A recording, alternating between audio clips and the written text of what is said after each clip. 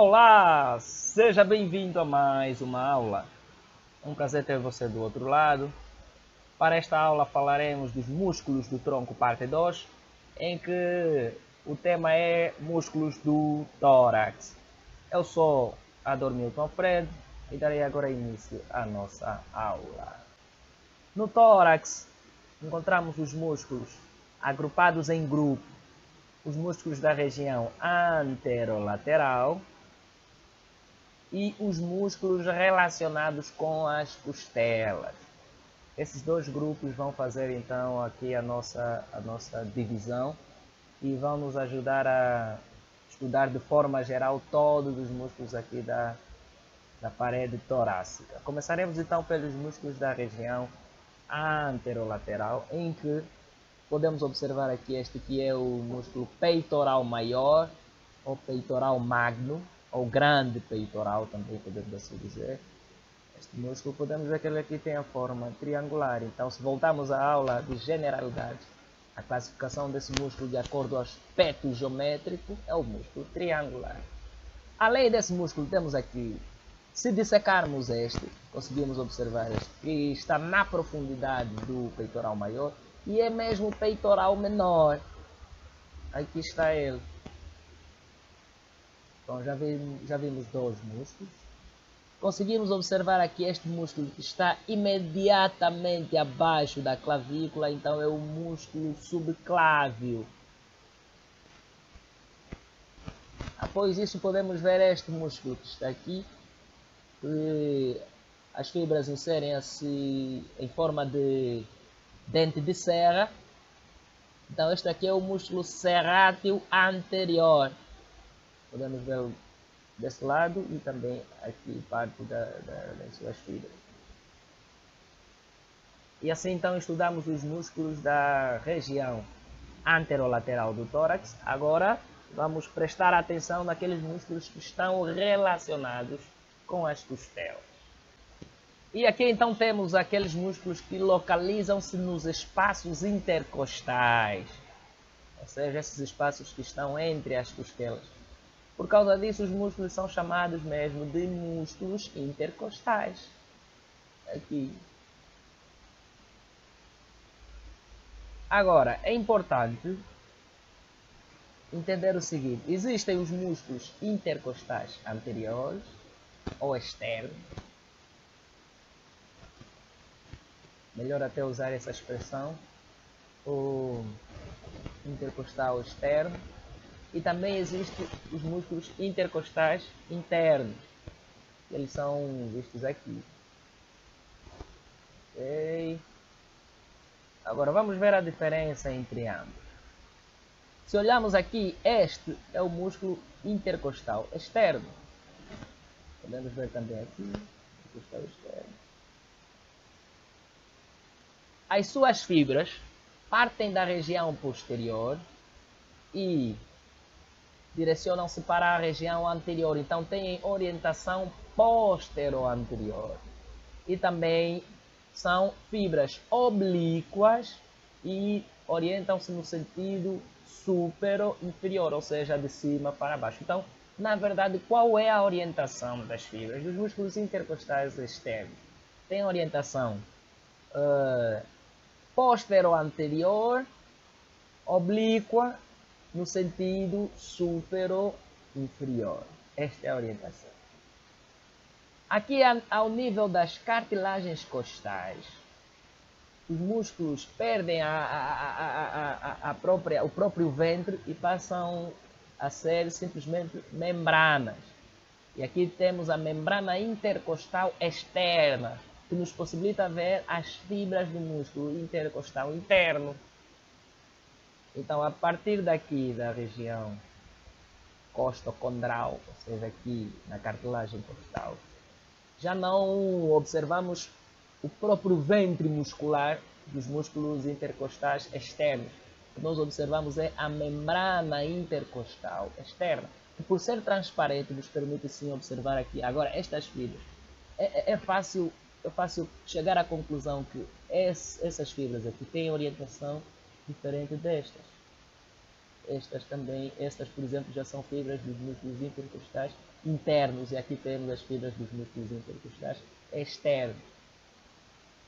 O que quer dizer que é aqui o que nos permite ver as outras fibras do músculo intercostal interno é a membrana intercostal externa. Da mesma forma, os músculos intercostais internos, eles também têm orientação oblíqua, no sentido superior e inferior, mas orientam-se diferente dos intercostais externos, eles são no sentido anteroposterior, ou seja, as suas fibras começam aqui na região anterior e terminam lá na região posterior, também em forma de, aqui podemos ver, a membrana intercostal interna, que nos permite ver parte das fibras aqui do músculo intercostal externo. Após a passagem do feixe vascular nervoso, as fibras são separadas, as fibras do músculo intercostal interno. Logo, as fibras que estão mais profundas em relação, ou que são mais internas em relação ao feixe vascular nervoso, podem ser individualizadas como pertencentes ao músculo intercostal íntimo. Logo, estas fibras estão antes da passagem do feixe vascular nervoso, pertencem ao músculo intercostal interno. Mas estas aqui estão depois da passagem do feixe vascular nervoso, já constituem então as fibras do músculo intercostal íntimo. Bom, isto aqui é uma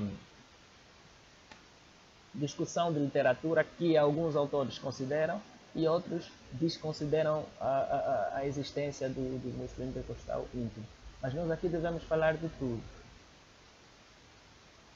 Quanto à origem agora, nós podemos ver que os músculos intercostais externos originam-se aqui a nível da coluna vertebral e as fibras terminam na região costo-condral, aqui a nível da cartilagem costal, e passam ou chegam até o osso externo como membrana intercostal externa. Já os músculos intercostais internos partem aqui do externo, da região anterior, principalmente do externo,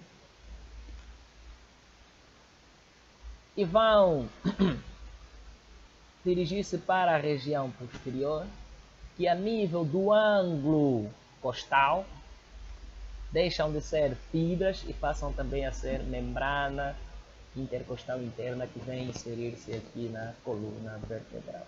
É um trajeto simplesmente contrário que essas fibras ou que esses músculos têm. Aqui podemos ver um outro tipo de músculo, o músculo triangular do externo, ou triangular do tórax, também chamado de externocostal, porque insere-se no externo e dirige-se para as costelas. Músculo triangular do externo, triangular do tórax ou externocostal. Temos aqui os músculos subcostais, aqui estão abaixo das costelas.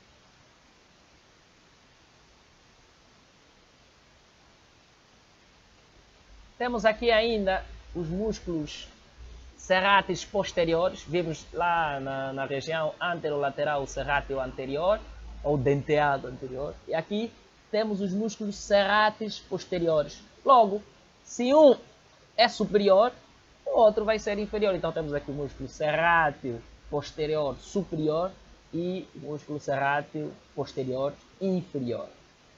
Qual é a diferença? As fibras do serrátil superior originam-se nas vértebras, ou nas vértebras de localização superior e inserem-se nas costelas de localização inferior. Ou seja, eles saem das vértebras que estão mais acima e vêm para as costelas abaixo. Então tem aqui uma orientação descendente. Já os músculos serrátil posterior e inferior têm a origem em vértebras de localização inferior e vão inserir-se em costelas de localização superior. Logo, têm um sentido ascendente. Esta é a principal diferença entre os dois músculos. Temos ainda aqui aqueles músculos que estão relacionados com as costelas e também com as vértebras, que saem dos processos transversos das vértebras e inserem-se aqui nas costelas, que são por isso chamados de músculos costotransversos ou costotransversais. Aqui temos os curtos e temos os longos. Okay? Músculos costotransversais, ou costotransversos, também podemos assim dizer. Agora temos aquele músculo que encerra o orifício inferior do tórax e que separa a cavidade torácica da cavidade abdominal. Este é o músculo diafragma, bem evidente aqui. Ele tem uma porção central que é tendinosa, isto aqui é mais tendão do que outra coisa, e tem uma porção periférica que é praticamente muscular, ou seja, aqui nós conseguimos ver o ventre muscular propriamente dito. Começamos assim. No seu centro tem uma área que é chamada área cardíaca, e é aqui onde vai inserir-se o coração. Pelo fato do coração ser revestido por uma membrana que nós chamamos pericárdio, logo também esta área pode ser chamada de área pericárdica do diafragma, não há problema nenhum. E aqui temos então aquela área que é ocupada pelos pulmões, logo podemos chamar de área pulmonar do diafragma. E também pelo facto de os pulmões serem revestidos por membranas que nós chamamos pleura, então também podemos chamar aqui de área pleural ou pleuropulmonar do diafragma, não há problema. Então temos aqui 3 áreas do diafragma. E temos 2 porções, né? A porção central que é tendinosa e a porção periférica que é muscular. Agora, se observarmos muito bem aqui, com atenção, vamos ver que existem aqui esses orifícios no diafragma que permitem a passagem desses vasos. Esta aqui é a veia cava inferior. Este é o esôfago. Este aqui é a artéria aorta. Então, esses orifícios vão receber o nome de acordo às estruturas que passam por aqui. Logo temos então o hiato ou orifício da veia cava inferior, o hiato ou orifício esofágico e aqui o hiato ou orifício aórtico. Esses são os grandes orifícios do diafragma, ou os orifícios maiores ou os hiatos maiores do diafragma. Depois vão existir aqueles que são os menores, que dão passagem, por exemplo, aqui ao duto torácico, as veias ácidos e hemiácidos. E ainda o orifício que dá passagem ao nervo vago. Então são os orifícios menores do diafragma. Bom, esta aqui é a face superior, ou seja, a face torácica do diafragma. Vamos ver então a outra face do diafragma, que é a face abdominal ou a face inferior do diafragma. Logo, conseguimos entender que esta é a face que está voltada à cavidade abdominal. E aqui dá para ver novamente o hiato da veia cava inferior, o hiato esofágico e o hiato aórtico. E nesta face ainda conseguimos comprovar melhor que a porção central é tendinosa e a periférica é muscular. Agora, conseguimos também ver aqui os pontos de inserção do diafragma. Tem uma inserção external ou anterior, faz-se aqui a nível do osso externo. Tem a inserção lateral ou costal, insere-se a nível das costelas. E tem a inserção lombar ou posterior, que insere-se aqui nas vértebras lombares. E se olharmos com atenção, podemos ver essas estruturas aqui, que recebem o nome de pilares do diafragma. Temos aqui o pilar esquerdo e aqui o pilar direito. E ambos os pilares unem-se aqui na linha mediana para formar o ligamento arqueado mediano. E este ligamento, juntamente com a parte anterior daqui das vértebras da região lombar, vão então delimitar este que é o hiato aórtico, que dá passagem à artéria aorta. Aqui.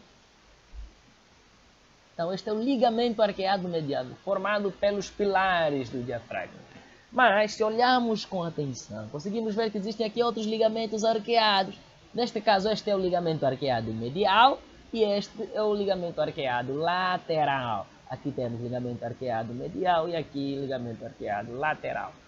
O ligamento arqueado medial vai receber aqui este que é então o músculo psoas, principalmente esse que estamos a ver é o psoas maior.